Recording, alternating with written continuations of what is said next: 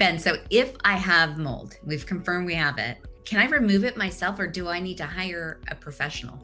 I'll tell you that there are times it might be okay to remove areas of mold growth yourself. But in order to really determine the best route, it's best to hire Mold Inspection Sciences or a licensed or certified mold inspection company to determine what types of mold are there and what the extent of the problem is. As the mold types can determine a client's route on how they address a source of mold. Also, what that mold is impacting and what the source or cause of that mold was can influence how their mold remediation project is performed.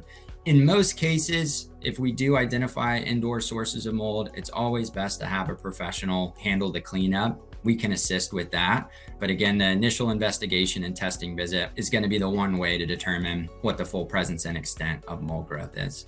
We have many clients that want to tackle a problem themselves. We follow up on their work, whether it's the homeowner handling the remediation or it's a professional mold remediation company. There have been clients and homeowners that have been successful from our follow-up testing. And we've also seen the alternative of that, where it ends up leading to a bigger problem or a bigger air quality issue. So the safe bet is to hire Mold Inspection Sciences, a professional mold assessment consulting company. 1-888-335-MOLD.